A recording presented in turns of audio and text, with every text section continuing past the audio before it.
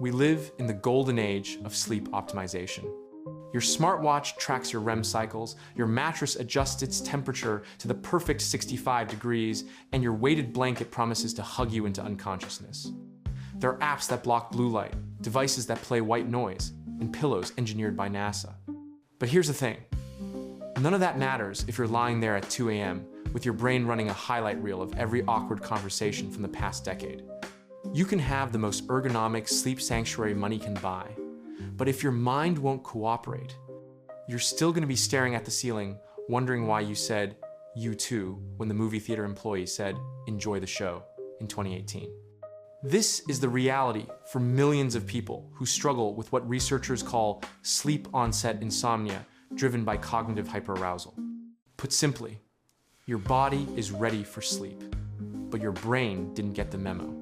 When you can't fall asleep because your thoughts are racing, you're experiencing what sleep scientists call psychophysiological hyperarousal. This isn't just being a little wound up.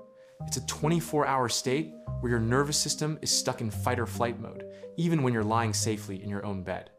During the day, external distractions mask this mental chatter. But at night, when the world goes quiet, your mind rushes in to fill the vacuum. Suddenly, every unresolved worry, every tomorrow's to-do item, and every random memory fights for your attention. The cruel irony? The more you worry about not sleeping, the more aroused your system becomes. You create what researchers call conditioned arousal. Your bed becomes associated with struggle instead of rest.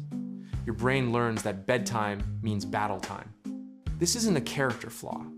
Studies show that people with racing minds at night often have elevated stress hormones like cortisol that fail to drop naturally in the evening. Their brains show heightened activity in areas responsible for threat detection, essentially scanning for problems that don't exist. The causes of nighttime mental hyperactivity fall into several categories, and understanding yours is key to finding relief. Anxiety and stress top the list. When you're carrying unresolved worries about work, relationships, health, or finances, your brain treats these as ongoing threats requiring vigilance. The quiet darkness becomes an echo chamber for every what-if scenario. Modern lifestyle habits pour fuel on this fire. Screen time before bed floods your brain with blue light, suppressing melatonin production. Caffeine consumed as late as the afternoon can still be disrupting your sleep architecture hours later.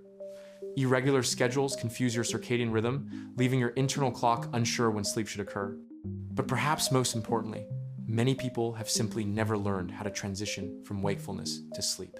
We expect our minds to flip a switch from full alertness to unconsciousness. But sleep is actually a gradual neurological process that requires preparation.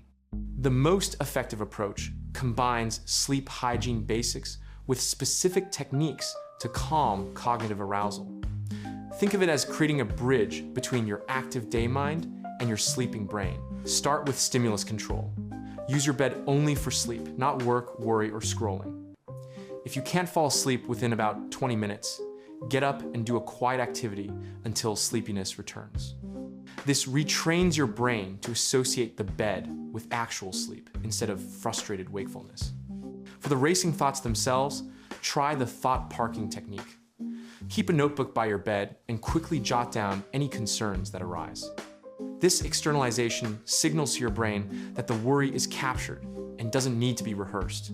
Progressive muscle relaxation can break the physical component of hyperarousal. Systematically tense and release muscle groups from your feet to your head, creating a wave of physical calm that your mind often follows. The cognitive shuffle technique works by occupying your brain with something boring enough to allow sleep, but engaging enough to prevent worry. Silently repeat a neutral word like "the," or count backwards by sevens. This gives your verbal thinking center something harmless to do. Consider scheduled worry time during the day. Spend 15 minutes actively thinking through your concerns. Then remind yourself at night that you'll deal with issues during tomorrow's designated worry period. Perhaps most importantly, change your relationship with sleeplessness itself. Fighting your racing thoughts creates more arousal. Instead, practice acceptance. My mind is active right now, and that's okay. I'm still resting my body. This isn't about positive thinking. It's about removing the additional layer of anxiety about being awake. Often, once you stop fearing insomnia, its power over you diminishes. Remember, having an overactive mind at bedtime is incredibly common. You're not broken, and you don't need expensive gadgets to fix this. What you need is a consistent approach that addresses both your physiology and psychology. Your smartwatch might tell you when you finally fall asleep, but only you can create the mental conditions that allow it to happen.